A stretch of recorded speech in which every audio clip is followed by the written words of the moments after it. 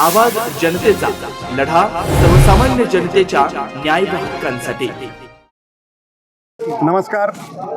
आज राष्ट्रवादी काँग्रेसच्या नगराध्यक्षपदाचे उमेदवार आणि सर्व नगरसेवक पदाचे उमेदवार यांच्या प्रचाराचा शुभारंभ करण्याचा निर्णय या ठिकाणी घेऊन आम्ही सद्गुरू संत शेख मोहम्मद महाराजांचा आशीर्वाद घेतलेला आहे। इथून आम्ही सगळे त्या ठिकाणी छत्रपती शिवाजी महाराज चौकामध्ये आत्ता सभेचं आयोजन केलेलं आहे। या ठिकाणी राजेंद्रदादा आहेत, राहुलदादा आहेत, अण्णासाहेब शेलार आहेत, भगवानबाबा पाचपुते आहेत, नाटासाहेब आणि पानसरे साहेब देखील येत आहेत आणि सगळे उमेदवार या ठिकाणी पक्षाचे आत्ता उपस्थित आहेत।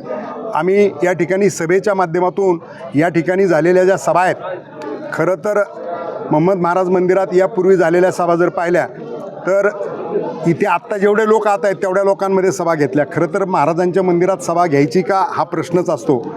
काय झालं आहे त्याच्या बाबतीत प्रशासनानं काय विचार करायचा तो करावा, आम्ही त्याच्या बाबतीत फारसं काही बोलणार नाही। मात्र विजय होणाऱ्या उमेदवारांना आचारसंहितेचं पालन करायचं असतं, म्हणून आम्ही पूर्णपणानं काटेकोरपणानं पालन करण्याचा प्रयत्न राष्ट्रवादी काँग्रेस या ठिकाणी करते।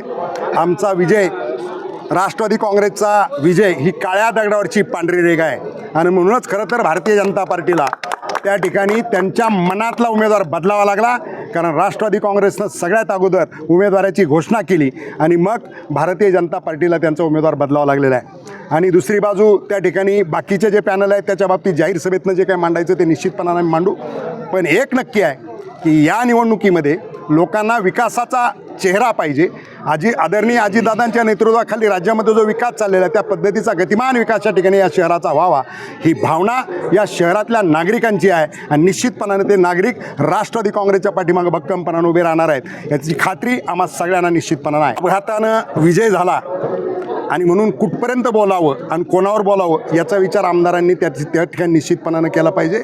अजितदादांवरती बोलावं, देवेंद्र फडणवीस अजितदादांना गाडीतून उतरवते तिथपर्यंत इथल्या आमदारांना सांगावं एवढी कुवत आहे का याचा विचार त्यांनी निश्चितपणाने केला पाहिजे असं माझं मत आहे। प्रचाराचा शुभारंभच आज आम्ही करतोय, त्याच्यामुळं आजपासून राष्ट्रवादी काँग्रेसचे सगळे नेते आज सगळे आहेत आणि उद्यापासून सगळे प्रचारात सक्रिय दिसणार आहेत। श्रीगोंदा नगरपालिकेच्या राष्ट्रवादी काँग्रेस पक्षाच्या उमेदवार, नगराध्यक्षपदाच्या उमेदवार ज्योतिताई खेडकर आणि सर्व नगरपालिकेचे नगरसेवक अशा पद्धतीनं आज आम्ही या ठिकाणी प्रचाराचा नारळ या ठिकाणी फोडलेला आहे। आणि या शहरामध्ये आम्ही या महिन्यामध्ये सगळीकडे पाहतो आहे तर राष्ट्रवादी काँग्रेस पक्षानं खऱ्या अर्थानं जे अध्यक्षपदाचे उमेदवार दिले आहेत ते स्वतः कारभार करू शकतात, त्यांना सगळ्या गोष्टीचा अनुभव आहे।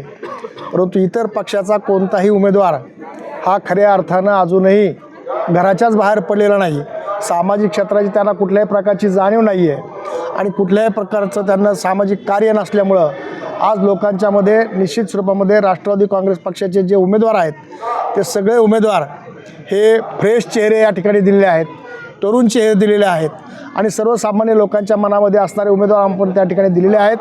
आणि आज शहरामध्ये निश्चित आम्ही अत्यंत चांगल्या पद्धतीनं प्रचार यंत्रणा राबवल्यामुळे या शहरामध्ये या पंचवार्षिकमध्ये राष्ट्रवादी काँग्रेसचा झेंडा फडकल्याशिवाय राहणार नाही अशा प्रकारचं वातावरण या शहरामध्ये निर्माण झालेलं आहे। आपल्या श्रीगोंदा नगरपालिकेच्या दृष्टिकोनातून शेख मोहम्मद महाराजांच्या पावनभूमीमध्ये आज राष्ट्रवादी काँग्रेस पार्टीचे जे अधिकृत उमेदवार आहेत ज्योतिताई खेडकर आणि सर्व उमेदवार यांच्या प्रचाराचा खऱ्या अर्थाने आज आम्ही प्रचार सुरू केला आहे। सर्व या ठिकाणी नेते मंडळी जे लोकांच्या मनामध्ये होते की आम्ही सर्वजण कुठं एकत्रित दिसत नाहीत, पण आम्ही सर्व एकत्रित आहेत। अतिशय एका जीवाने काम या ठिकाणी आम्ही करतो आहे आणि निश्चितपणे आपण पाहिलं तर सर्वांच्या आधी या ठिकाणी नगरसेवक हा राष्ट्रवादीचा जाहीर झाला आणि अतिशय हुशार आणि होतकरू सर्वांना बरोबर येऊन जाणारं व्यक्तिमत्व हे ज्योतिताईमध्ये असल्यामुळं निश्चितपणे कारभार,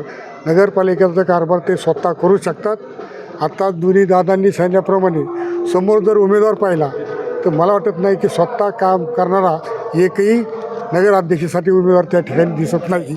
ही खऱ्या अर्थाने मोठी चूक आपल्याला या ठिकाणी पाहायला मिळते आणि जर स्वतः कारभार करणारा नगराध्यक्ष नसेल तर तुम्ही पाहता शहराचं वाटोळं काय झालं तर ह्याच्यापेक्षा अजून जास्त वाटोळं होऊ शकतं।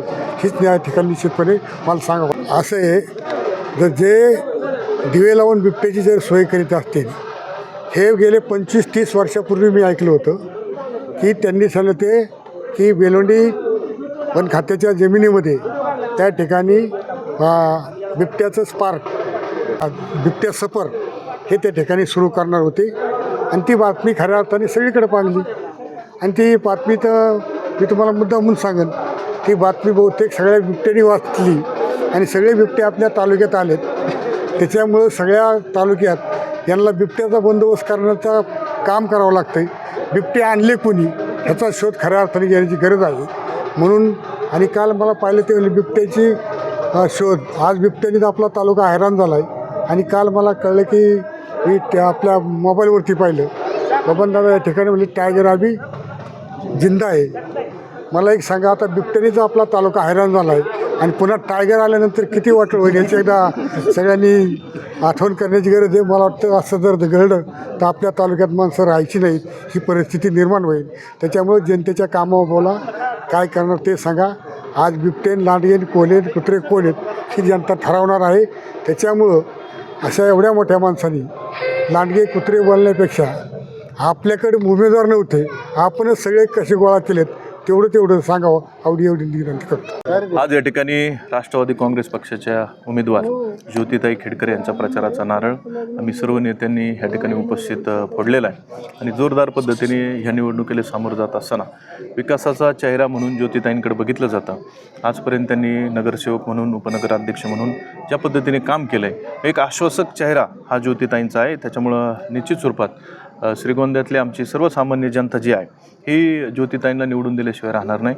खरं तर अचानकपणे आम्ही नारळ फोडायचा निर्णय घेतला आणि मोठ्या संख्येने, म्हणजे अगदी आम्हाला बाहेर जाऊन त्या ठिकाणी सभा घ्यावं लागते, इथं जागा पुरत नाही, एवढ्या मोठ्या प्रमाणात खरं तर सर्व मतदार या ठिकाणी उपस्थित आहेत.